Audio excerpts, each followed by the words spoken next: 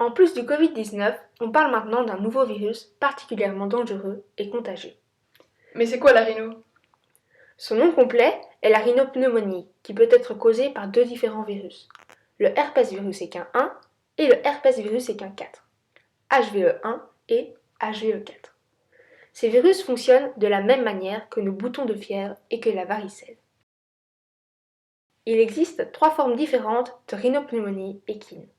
La forme abortive, respiratoire et neurologique, celle qui pose problème actuellement. La forme abortive provoque, comme son nom l'indique, généralement un avortement en fin de gestation, entre le 9 et le 11e mois, mais peut survenir dès le 4e mois. La forme respiratoire ressemble à une petite grippe et dure 1 à 2 semaines avec de la fièvre légère, de la toux et un écoulement nasal.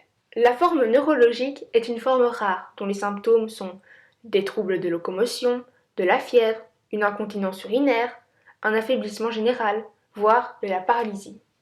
Cette forme de rhino peut entraîner la mort. Dans certains cas, le cheval n'arrive même plus à tenir debout. Il faut donc le maintenir en position debout grâce à des élévateurs, car un cheval qui reste couché plus de 6 heures écrase ses muscles et risque de ne jamais se relever. Ce virus, non transmissible à l'humain, s'est échappé d'un centre équestre espagnol près de Valence lors d'un concours international de saut d'obstacles en février 2021. Sur 750, 70 chevaux sont tombés malades et une dizaine d'entre eux en sont morts quelques jours plus tard. Comment se transmet la rhino?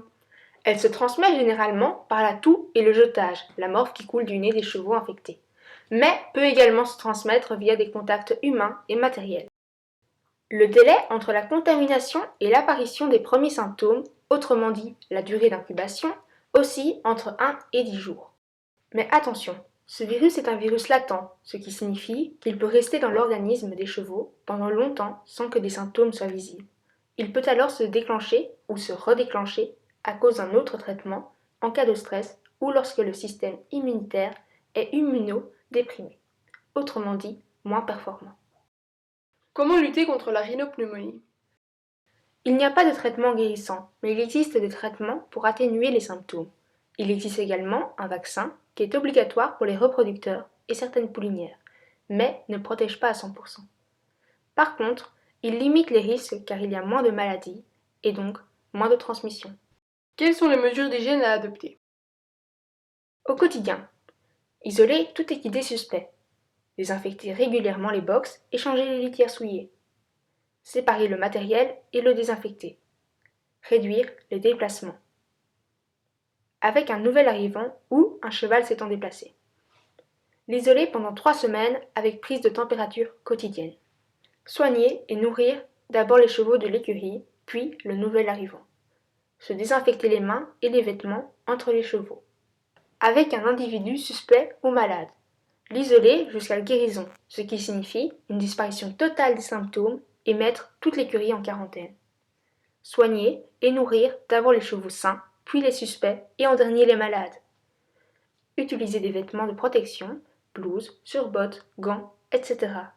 Se désinfecter les mains entre les chevaux et ne pas mettre les chevaux sains dans des prés contaminés pendant 3-4 semaines. Pour plus d'informations, vous pouvez consulter les liens se trouvant dans la description. Likez cette vidéo si elle vous a plu et abonnez-vous pour ne pas rater nos nouvelles vidéos. À bientôt!